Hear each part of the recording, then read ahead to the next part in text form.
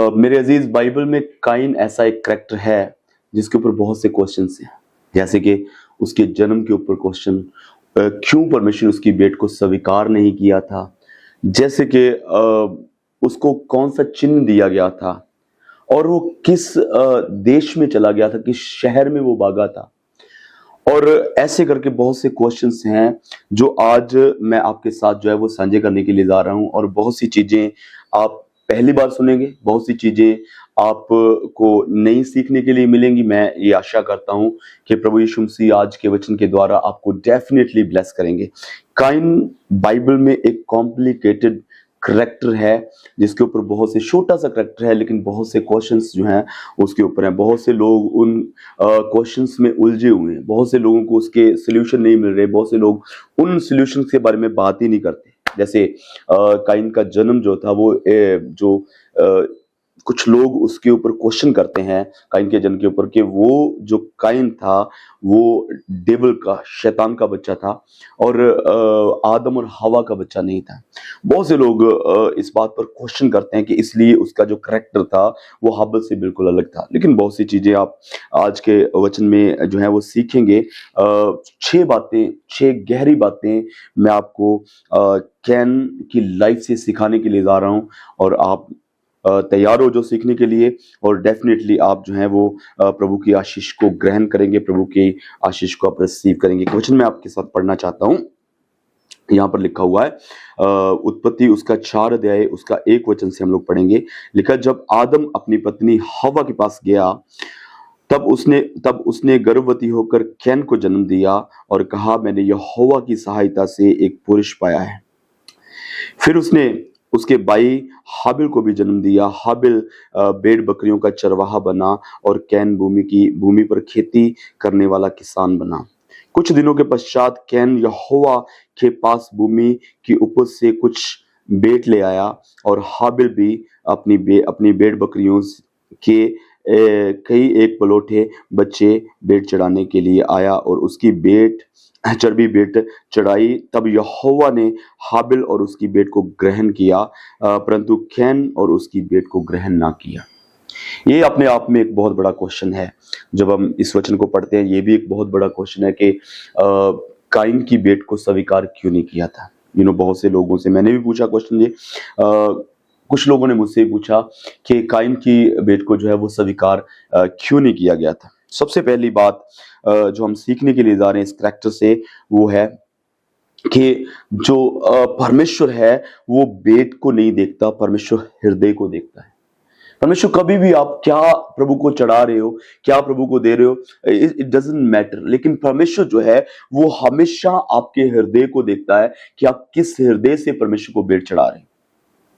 अगर आपके हृदय में ईर्ष्या है, अगर आपके हृदय में क्रोध है, अगर आपका हृदय सही नहीं है, तो आप जो कुछ भी लेके आ रहे हैं परमेश्वर के लिए, दैट इज इन वेन। मेरे अजीज, जब कैन परमेश्वर के पास बेट लेके गया और हाबिल सेम टाइम पर उसका भाई जो था वो बेट लेके गया, लेकिन परमेश्वर ने हाबिल की बेट को स्वीकार किया और कैन की बेट को स्वीकार नहीं किया। यहां पर मैं आपको एक बात बताना चाहता हूं कि परमेश्वर जो है वो बेट से पहले जो आप गिफ्ट लेके आ रहे हैं, जो आप ऑफरिंग लेके आ रहे हैं, जो आप दान लेके आ रहे हैं, परमेश्वर उससे पहले आपको स्वीकार करता है। ये बात आप अच्छे से समझ लो। परमेश्वर बेट से पहले मनुष्य को स्वीकार करता है।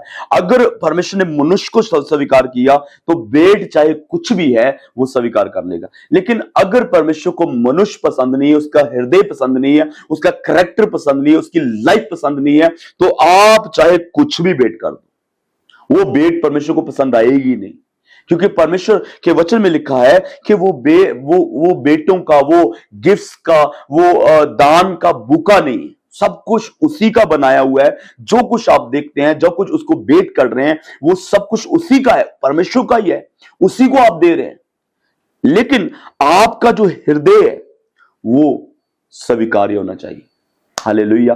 बाइबल में जब आप बेटों के बारे में समझते हैं, जब लेवी व्यवस्था में, भविष्यसार में जो है वो भविष्य विवरण में जब आप देखते हैं ये सब बेटों के बारे में लिखा हुआ है कैसे बेट चढ़ानी, उसमें एक चीज बड़ी खास लिखी हुई है कि जो बेट चढ़ाई जा रही है वो भी मुकम्मल होनी चाहिए, वो भी पूरी होनी चाहिए, और जो बेट लेके आया है वो भी बंदा मुकम्मल होना चाहिए।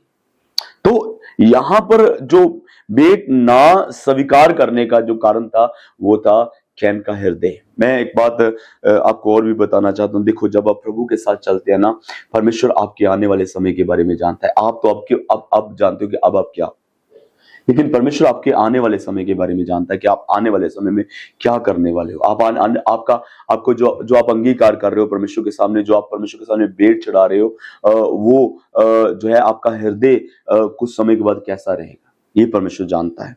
परमेश्वर ने कैन को इसलिए स्वीकार नहीं किया क्योंकि उसका हृदय में जो था वो क्रोध और ईर्ष्या भरी हुई थी। मेरे अजीज, बाइबल में साफ लिखा हुआ है, अगर तू परमेश्वर की हुजूरी में कुछ भेंट लेके आता है, अगर तू अपने भाई से, अपनी बहन से अगर तू निराश है, तो पहले उससे सुलह करके आ, पहले उससे रिलेशन अपना सही करके आ, फिर आकर के भेंट चढ़ा और वो तेरी भेंट को स्वीकार कर लेगा। हालेलुया। दूसरी बात जो हम काइन की लाइफ से सीखते हैं, वो ये सीखते हैं कि पाप दरवाजे पर आता है। देखो, बाइबल में दो चीजें लिखी हुई हैं। अगर आप इसका 7 वचन पढ़ेंगे ना, 6 और 7, तो परमेश्वर ने कैन से कहा कि देख, पाप तेरे दरवाजे पर है। और जब वो प्रकाशित वाक्य उसका 3 उसका 20 वचन पढ़ते हैं, तो वहां पर लिखा हुआ है कि यहोवा परमेश्वर खुदावंद यीशु मसीह दरवाजे पर खड़ा और खटखटा रहा है, अगर कोई उसके लिए खोल दे। देखो, खुदावंद भी दरवाजे पर है और पाप भी दरवाजे पर है। आप किसके लिए ओपन करना चाहते हो, it's totally up to you.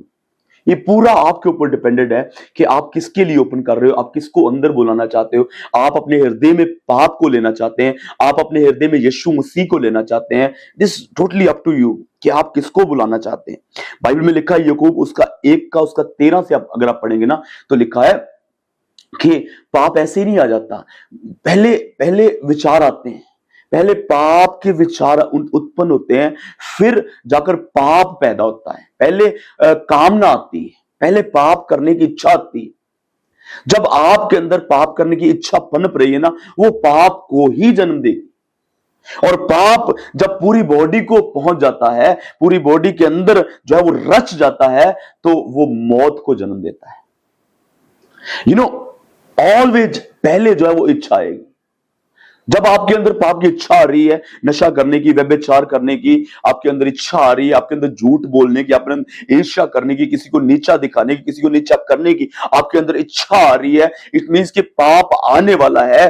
That you have to be careful. Bible में लिखा है, सुचेत हो और जागते रहो, क्योंकि तुम्हारा विरोधी गर्जने वाले सिंह के समान ढूंढता फिर रहा है कि किसको फाड़ खाऊं। वो पहले आपके अंदर इच्छा लेके आएगा, फिर आपके अंदर पाप लेके आएगा। मैं विश्वास करता हूं आपको समझ में आ रहा है। और तीसरी चीज जो हम काइन की लाइफ से सीखते हैं, वो है कि जलन जो है वो पहले रिश्ते को मारती है और फिर इंसान को मारती है। काइन ने हाबिल को मार डाला, अपने सगे भाई को मार डाला, अपने बाप और मम्मा के जाए को, जो जो उसका एक खूनी रिश्ता था, उसको उसने मार डाला। यू नो क्यों? सिर्फ एक जेलसी, सिर्फ उसके अंदर ईर्ष्या, उसके अंदर जलन आने शुरू होगी कि उसकी बेट क्यों स्वीकार कर ली गई और मेरी बेट क्यों नहीं स्वीकार की गई। मेरे अजीज, आज आप विश्वासियों को देखेंगे, आज आप पास्टर्स को देखेंगे, आज आप लोगों को देखेंगे, एकदम से जेलसी से भरे पड़े हैं। लोग जेलसी से काम दौड़ में लगे हुए हैं, कौन best, who is the best, कौन बड़ा, कौन छोटा, कौन बड़ा पास्टर, कौन छोटा पास्टर। एक दौड़ में सब लोग दौड़ रहे हैं। आज लोग प्रभु के लिए कम काम कर रहे हैं, लेकिन आज लोग जो है ना, वो अपने शोहरत के लिए, अपने आप को दिखाने के लिए, अपने आप को ऊंचा करने के लिए काम कर रहे हैं। आज लोगों के माइंड में कहीं ना कहीं उनके माइंड जो है वो बिजनेस माइंडेड हो चुके हैं। उनके माइंड में दूसरे के प्रति ईर्ष्या आ चुकी है और वो ईर्ष्या सिखा रहे हैं अपने चर्चों में, वो ईर्ष्या बता रहे हैं लोगों को। उनके अंदर एकदम से खोखलापन जो है वो भरा पड़ा है। आज एक दूसरे को देख के खुश नहीं है, आज एक दूसरे को बुला के खुश नहीं है, आज एक दूसरे से बात करके खुश नहीं है। आज सब इस दौड़ में लगे हुए हैं, मैंने कन्वेंशन करी, इतने लोग आए थे, उसने कन्वेंशन करी, इतने लोग नहीं आए थे, मैंने कन्वेंशन करी, इतने लोग चंगे हुए थे, उसने कन्वेंशन करी, इतने लोग चंगे नहीं थे। परमेश्वर का नाम कहीं दूर दूर तक मेरे अजीज नजर ही नहीं आता। can't see the name of Lord. Only we can see the pastors. We can see the pastors. We can see the believer. आज elders जो है वो इस दौड़ में लगे हुए कि I am the best, church में सबसे उत्तम मैं हूं. आज अगर कोई भेंट दे रहा है उसके उस पर अपना नाम चाहता है कि मेरा नाम होना चाहिए. अगर कोई दान कर रहा है उसमें अपना नाम चाहता है कि मेरा नाम आगे आना चाहिए. दूसरे का नाम क्यों ले लिया, मैं उसके साथ नहीं बैठूंगा. अगर ये चर्च में आएगा मैं नहीं चर्च में आऊंगा. That is what happening in this world और इन दिस टाइम क्रिश्चियनिटी. आज के समय में यही हो रहा है. आज के समय में यही सब कुछ देखा जा रहा है. लोग एक दूसरे के खून के प्यासे बने हुए हैं. उसको बढ़ने नहीं दूंगा, उसको बढ़ने नहीं दूंगा. आज लोग जो है वो हाबिल की नहीं, आज लोग जो है वो काइन की जिंदगी बसर कर रहे हैं. आज लोग जो है वो अपनी लाइफ में काइन बनते जा रहे हैं. हालेलुया. मेरी बेट क्यों नहीं स्वीकार की? सबसे पहले जो जलन है ना वो रिश्ते को खत्म करेगी. आपका भाई है, आपकी बहन है, आपका पास्टर है, आपका कोई भी है. Jealousy will kill every relation of your life. आपकी जेलसी जो है आपके रिश्तों को खत्म कर देगी. आप नहीं देखेंगे अपने भाई बहन को, उसके बाद इंसान को भी खत्म करेगी. इसके अंदर पहले उस जो खून का रिलेशन था ना वो खत्म हो गया एकदम से. मेरा भाई है सामने, मैं उसको मारने के लिए जा रहा हूं, उसको नजर ही नहीं आया, मार दिया. चौथी बात, परमेश्वर न्याय से पहले चेतावनी जरूर देता है. परमेश्वर ने उसको चेतावनी दी. 6 और 7 वचन में जब आप पढ़ेंगे बहुत लंबा मैसेज हो जाएगा. अगर मैं आपको एक वचन जो है वो आपको पढ़ के बताऊंगा तो बहुत लंबा हो जाएगा. परमेश्वर ने यहां पर वार्निंग दी. पहले परमेश्वर ने कहा कि देख पाप तेरे द्वार पर खड़ा है. देख पाप तुझे अंदर आना चाह रहा है तेरे. देख पाप खड़ा है. That will kill you. उसको वार्निंग दी, नहीं समझा. आज परमेश्वर मेरे अजीज लोगों को वार्निंग देते हैं बीमारी के जरिए, बातों के जरिए, भविष्यवाणी के जरिए. आज लोगों को वार्निंग मिलती है कि सुधर जाओ, सुधर जाओ, सही हो जाओ. नहीं समझते लोग. जैसे कैन ने नहीं समझा, आज भी लोग नहीं समझते. जैसे कैन को समझ में नहीं आया, आज भी लोगों को समझ में नहीं आता. जैसे काइन को जो है वो परमेश्वर की वार्निंग को उसने इग्नोर किया, आज परमेश्वर की वार्निंग को इग्नोर किया जा रहा है. आज परमेश्वर की वार्निंग को कोई नहीं ले रहा. आज परमेश्वर की वार्निंग को कोई नहीं समझ रहा. रिबाला शंता नबारा गाना बोरे शंता रबा. आज लोग सोचते हैं कोई बात नहीं, ऐसे चलता रहता, ऐसे चलता रहेगा. मैं एक बार चर्च में सिखा रहा था कि आज के जो समय में ना पाप जो है ना सबसे बड़ा, और पापों की जड़ जो है ना वो ये बना हो कि कोई बात नहीं. आज लोग पाप करने के टाइम पर सोचते हैं कोई बात नहीं. आज लोग ईर्ष्या करने से पहले सोचते हैं कोई बात नहीं. आज लोग चर्च से छुट्टी करने की जगह पर सोचते कोई बात नहीं. आज लोग प्रार्थना नहीं करते, बोलते कोई बात नहीं कल कर लूंगा, कोई बात नहीं बाद में, कोई बात नहीं बाद में, कोई. This is the biggest sin. Hallelujah. कोई बात नहीं. 5वीं चीज जो काइन की लाइफ से हमें सीखने के लिए मिलती है वो है पाप छिपाया तो जा सकता है लेकिन परमेश्वर से नहीं. मेरे अजीज, आप पाप छिपा सकते हैं. ऑफ कोर्स आप पाप छिपा सकते हैं. अपनी पत्नी से छिपा सकते हैं, अपने पति से छिपा सकते हैं, अपने बच्चों से छिपा सकते हैं, अपने माँ बाप से छिपा सकते हैं, अपने दोस्तों से छिपा सकते हैं, अपने पास्टर से छिपा सकते हैं, अपने चर्च में किसी भी जन से आप अपने पाप को छिपा सकते हैं. लेकिन मैं आपको बताना चाहता हूं, आप अपने पाप को परमेश्वर से नहीं छिपा सकते. आप अपने पाप को खुदावन से नहीं छिपा सकते. आप अपने पाप को परमेश्वर से कहीं छिपा नहीं सकते. आप किसी भी जगह पर हो, आप कहीं पर भी पाप करते हो, आपके दिल की गहराई में कितनी भी पाप है वो परमेश्वर से आप छिपा नहीं सकते.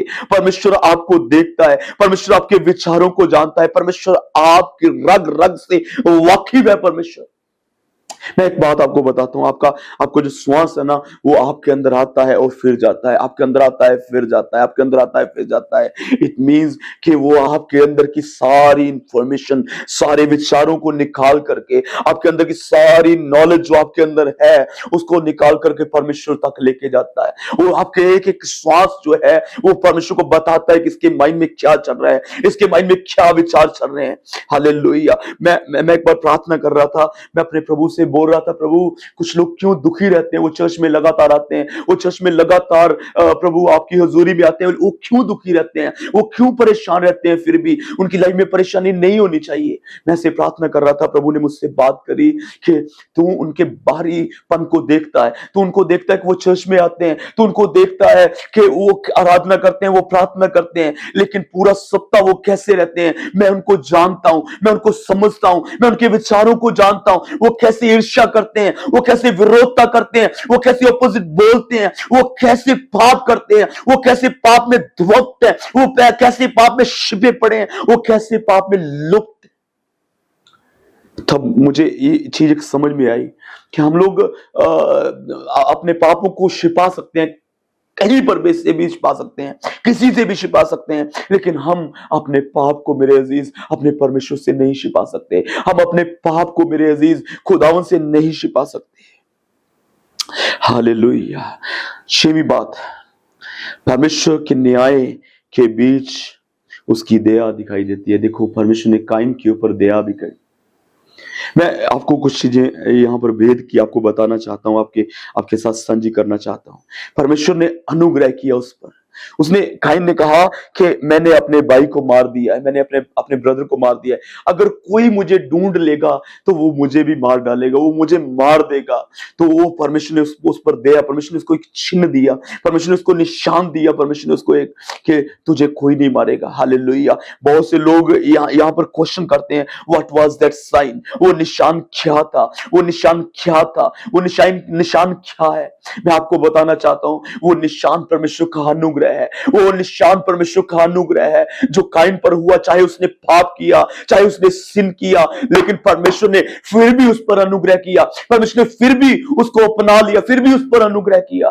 That sign was grace of God, that sign was grace of God. वो परमेश्वर का अनुग्रह था, वो परमेश्वर का अनुग्रह था। मेरे अजीज, जब हम पाप में लुप्त हो जाते हैं, जब हम पाप में बहुत बढ़ जाते हैं मेरे अजीज, तब भी आपका परमेश्वर आप पर अनुग्रह करने के लिए सामर्थी है। आपका परमेश्वर तब भी आप पर अनुग्रह करता है। हालेलुया। परमेश्वर ने काइन पर अनुग्रह किया।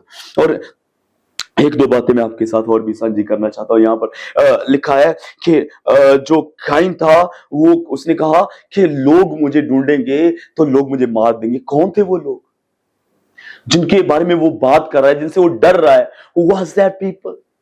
कौन थे वो लोग? ऐसे इसको अगर कोई अनएजुकेटेड और अपने माइंड से पढ़ने वाला शख्स पढ़ेगा ना तो वो बोलेगा पहले से भी कोई दुनिया थी। लेकिन मैं आपको बताना चाहता हूं, वहां पर बाइबल में लिखा हुआ है कि आदम के और भी बेटे बेटियां पैदा हुए, आदम से और भी बेटे बेटियां पैदा हुए काइन और हाबिल के बाद। और वो अपने भाइयों से अपने जो उनके बाप के बच्चों में से थे उनसे ही वो डर रहा था कि उनमें से मैंने अपने भाई को मारा, कोई मेरा भाई उठकर मुझे मार दे। और लिखा है उसके बाद एक बड़ा प्यारा वचन लिखा हुआ है कि वो नोद देश को चला गया, वो नोद शहर को चला गया। वो कौन सा शहर था वो नोद? कैसे बस गया वो शहर वहां पर नोद? जबकि काइन जो था वो बड़ा बेटा था आदम का, उससे पहले कोई दुनिया नहीं थी, उससे पहले कुछ भी नहीं था। एक पास्टर बोल रहा था पिछले दिनों में, बहुत समय पहले मैंने सुना कि एक पास्टर बता रहा था कि वो दरिंदों का एक शहर था। नहीं, it was not like that. वो एक शहर नहीं था। नोद का मतलब, अगर आप हिब्रू वर्ड नोद का मतलब समझोगे तो नोद का मतलब है भटकना, इधर उधर भटकना। उसको भटकना था, वो इधर उधर भटकता फिर रहा था। और अगर आप नोद सिटी एज ए उसको फाइंड आउट करना चाहते हैं, लेना चाहते हैं, तो जब मूसा ने उत्पत्ति लिखी थी उस टाइम पर वो नोद जो देश था वो बन चुका था। और उसने कहा कि जो काइन था वो नोद देश में चला गया। उस टाइम पर नोद नहीं था, लेकिन जब बुक लिखी जा रही थी तब नोद था। That is the true. और जो उसने एक शहर बसाया और एक गांव उसने बसाया काइन ने, और उसका नाम उसने अपने बेटे के नाम पर रखा, हनोक। तो बहुत से ऐसे चीजें हैं जो लोगों को मिसअंडरस्टैंडिंग में ले जाती हैं। अगर आप प्रभु के कलाम को अच्छे से सुनोगे, अच्छे से समझोगे, you will never miss God. आप कभी भी मिसअंडरस्टैंड नहीं होगे, आप कभी भी गलत वचन के पीछे नहीं चलोगे। हालेलुया। मैं आपको एक बात बताना चाहता हूँ। यहाँ पर परमेश्वर के वचन में लिखा हुआ है कि हाबिल का लहू जो था वो बोलता था। हाबिल का लहू परमेश्वर को पुकार रहा था। लेकिन मैं आपको बताना चाहता हूँ, बाइबल में लिखा है, इब्रानियों पढ़ोगे तो लिखा है कि यीशु मसीह का लहू है जो है वो उस लहू से जो हाबिल का लहू है ज्यादा बेटर है और ज्यादा अच्छा है। वो ज्यादा पुकारता है, उसमें ज्यादा माफी है। आपके बिहाफ पर वो खुदा उनके सामने पुकार रहा है, वो लहू आपकी माफी के लिए। मैं गॉड ब्लेस यू। खुदावंद यीशु मसीह आपको ब्लेस करे, आपको आशीषित करे। और आपको, अगर आप यहाँ तक पहुंच चुके हैं लास्ट तक, तो आपको आप चैनल सब्सक्राइब कर लो जरूर चर्च का। और आप इसको शेयर जरूर करो दूसरों तक, कि दूसरे भी प्रभु के कलाम को सुन सके। May God bless you. खुदावंद यीशु मसीह आपको बहुत बहुत बहुत ब्लेस करे, मेरी प्रार्थना है। आमीन।